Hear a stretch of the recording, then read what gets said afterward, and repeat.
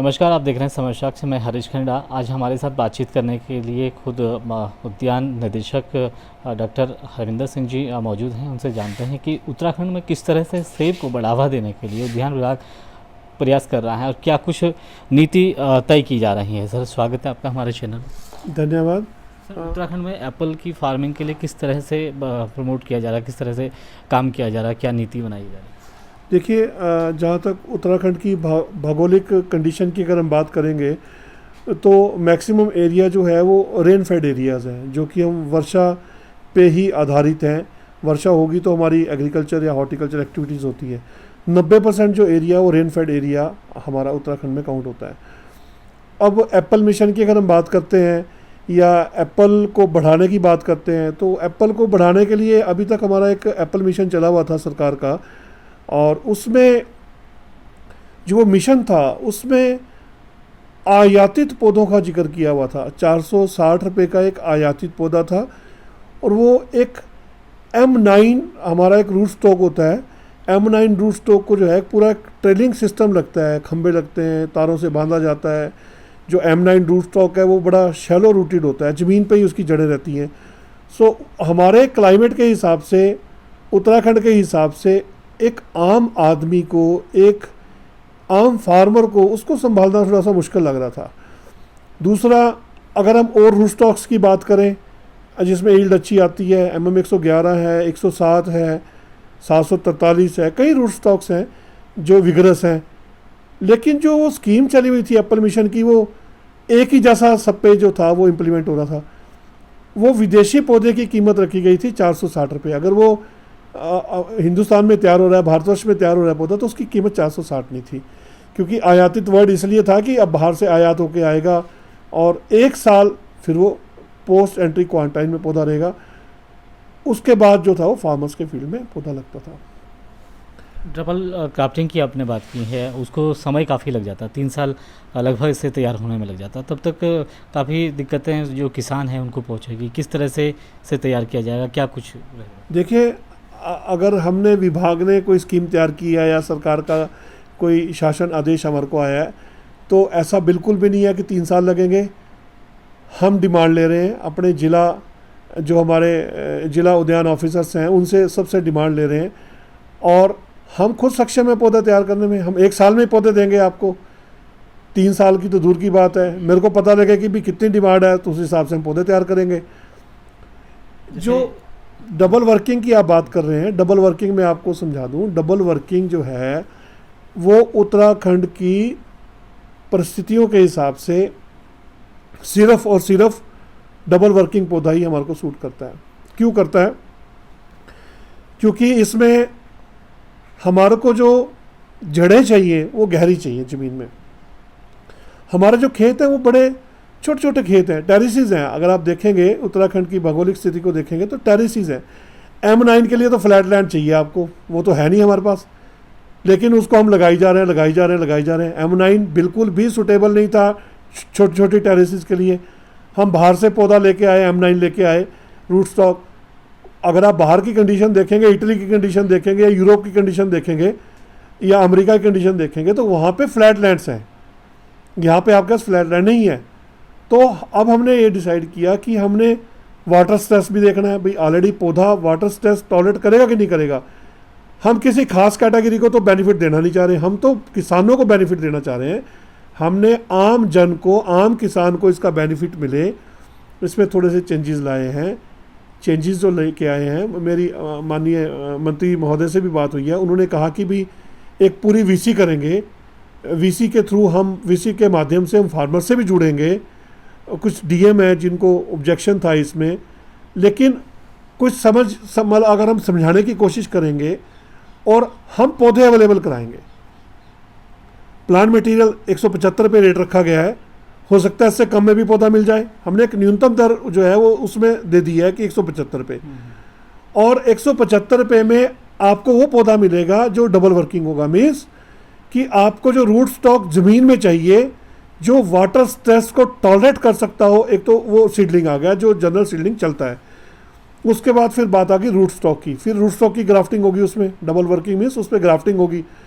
Root stock कौन सा चाहिए वो डिसाइड करेंगे, फार्मर से पूछेंगे, उसके अलावा अपने ऑफिसर से पूछेंगे भी कहाँ कहाँ आपकी कैसी कैसी स्थिति है उस हिसाब से, और उसके बाद जो है हम वैरायटी उस पर लगाएंगे। हम 1 साल में ही पौधे तैयार करेंगे। एप्पल मिशन तो छोटा सा मिशन है, 3 करोड़ का मिशन है। हार्डली अगर हमने जो मिशन बनाया है उसमें 25-30 हज़ार पौधे लगते हैं, तो हम 25-30 हज़ार पौधे तो वैसे ही तैयार कर लेंगे, कोई दिक्कत नहीं है। इसके अलावा डिमांड होगी तो हमने कहा कि हम इसको पारदर्शिता तरीके से टेंडर से पौधे तैयार करवाएंगे। तो हो सकता है कुछ लोग जो प्राइवेट प्लेयर्स काम कर रहे हैं तो उनको लगा होगा कि भाई हमारा कहीं बिजनेस जो है कहीं वो ना हो जाए, तो हमारी मंशा ऐसी नहीं है। हमने रूट स्टॉक को बैन नहीं किया। M9 के लिए हम फार्मर्स को समझा रहे हैं कि M9 हमारे लिए सुटेबल नहीं है। इसके अलावा भी रूट स्टॉक है, हमने कहीं रूट स्टॉक पौधे को तो नहीं मना किया, रूट स्टॉक का पौधा नहीं लगेगा, लगे रूट स्टॉक का पौधा। हम कह रहे हैं कि आम आदमी जब इस पौधे को लगाए तो वो उसको हैंडल कर सके, हमारा मेन उद्देश्य है। इसमें हमने वाटर पंपिंग की बात की है। हिमाचल प्रदेश में 1200 करोड़ का एक प्रोजेक्ट वर्ल्ड बैंक का चला था। अगर उस प्रोजेक्ट में देखें तो एक ह्यूज जो अमाउंट था वो इरिगेशन फैसिलिटी के लिए रखा गया था। हमने भी कोशिश की, इरिगेशन फैसिलिटी अगर एक फार्मर को मिल जाएगी तो ज़रूरी क्यों है वो सिर्फ एप्पल में ही वो उसको यूज़ करेगा, वो और भी क्रॉप्स में यूज़ कर सकता है, वेजिटेबल्स में भी यूज़ कर सकता है, मशरूम कोई लगाएगा उसमें भी कर सकता है, हर क्रॉप में यूज़ हो सकती है।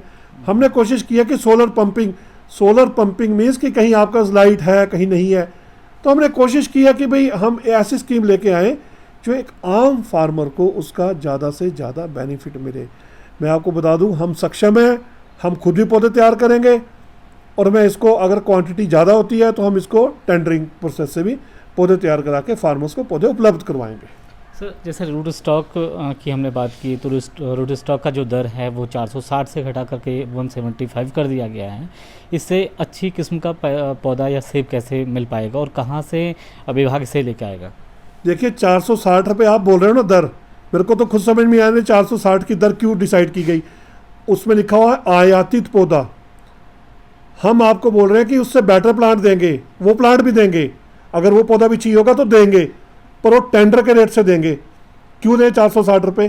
क्या पता वो 120 रुपये में तैयार हो जाए, क्या पता 200 रुपये में तैयार हो जाए। हम 460, वो आयातित पौधा है।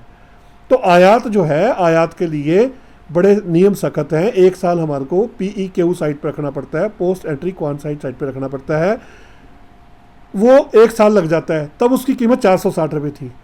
पौधे की क्वालिटी में कहीं कंप्रोमाइज़ नहीं है, पौधे की क्वालिटी उससे सुपीरियर होगी। हम रूट स्टॉक वाला पौधा भी देंगे, कहीं हम मना नहीं कर रहे।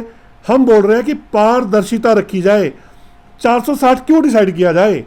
हमारे को कम रेट में मिल जाए अगर पौधा, तो हम कम रेट में क्यों ना लगाएं? हमारे फार्मर्स की संख्या पौधों की ज़्यादा हो जाएगी। हम क्यों एक पर्टिकुलर कम्युनिटी को बेनिफिट दें इस चीज़ का 460 का? हम तो आम फार्मर को बेनिफिट देना चाह रहे हैं, आम फार्मर के लिए स्कीम बना रहे हैं भी, ताकि फार्मर्स को कम से कम रेट पे अच्छे से अच्छा पौधा उपलब्ध करा दें। हमारे पास हम सक्षम हैं, डिपार्टमेंट सक्षम है, डिपार्टमेंट में कुछ ऑफिसर्स इतने काबिल हैं जिसकी कोई हद नहीं है। वर्ल्ड लेवल के साइंटिस्ट जो हमारे अकाउंट होते हैं, मैं अपने डिपार्टमेंट के कुछ हमारे लोग ऐसे हैं कि जो उस लेवल के लोग हैं।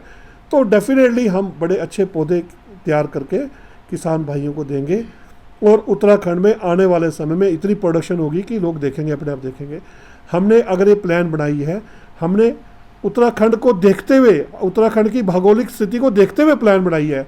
हमारे पास पानी नहीं है, पानी नहीं है तो रूट स्टॉक आपका 3-4 महीने में जो है, या तो इतना सोफिस्टिकेटेड फार्मर हमारा हो कि उसको इतना एडवांस हो, अभी तो हम शुरू भी नहीं हुए। अगर हम फार्मर को शुरू में ही, इनिशियल स्टेज में ही ऐसी चीज़ें दे देते हैं तो अल्टीमेटली उसका नुकसान होगा, फ़ायदा तो होगा नहीं। हो सकता है हमारे को आज लग रहा हो कि हाँ बड़ा बेनिफिट है, किसी ने नोट किया कितना स्प्रे हो रहा है उसमें, कंज्यूमर को तो हम जहर दे रहे हैं, तो वो फ़ायदा क्या है उस चीज़ को कि ज़बरदस्ती पौधे को सर्वाइव कराने के लिए दुनिया भर का स्प्रे कर दें, दुनिया भर का फर्टिलाइजर डाल दें। सो इन चीज़ों को ध्यान में रखते हुए हम पौधा देंगे, हम सक्षम हैं। हम हो सकता है 175 से भी कम दें। आप 460 और 175 को क्वालिटी से मत नापो। हो सकता है किसी कैटेगरी को 460 से बेनिफिट मिल रहा हो, लेकिन फार्मर को 460 रुपये का पौधा मिल रहा है ना। हम फार्मर को सस्ता पौधा दिलवाएंगे, और डिपार्टमेंट अगर आने वाले समय में खूब ह्यूज क्वांटिटी तैयार करेगा तो हम इसका रेट और कम तक तय करेंगे। ज़्यादा क्यों तय करेंगे, इसका और कम करेंगे। बड़े किसानों को भी इसका फ़ायदा मिलेगा कैसे, जो 10 लाख और 12 लाख से जो अगर जो बड़ा फार्मर है वो सब्सिडी, मैं कहता हूँ कि सब्सिडी जो है वो छोटे फार्मर को मिलनी चाहिए। ठीक है, 10 लाख तक की जिनकी इनकम है वो सब्सिडी का बेनिफिट लें। पौधे किसी को भी चाहिए हम पौधे तैयार करके देंगे। पौधे की कीमत तो ज़्यादा नहीं रखी हमने, 175 रुपये रखी हुई है। अगर बड़ा फार्मर पौधे लेना चाहेगा तो 175 के हिसाब से ले लें हमारे से पौधे, देंगे हम उसको, देंगे क्यों देंगे, बिल्कुल देंगे, हर सूरत में देंगे उसको पौधे। बहुत बहुत शुक्रिया हमसे बातचीत करने के लिए। तो ये था हमारे साथ उद्यान निदेशक डॉक्टर हरविंदर सिंह जी, जिनका सीधे तौर पे कहना था कि छोटे किसानों को लाभ देने के लिए उत्तराखंड में विशेष तौर से विशेष प्रकार के जो एप्पल है उसके तहत काम किया जा रहा है। अपने सहयोगी राजन बड़ोला के साथ हरीश कनेडा, समय साक्ष्य, देहरादून।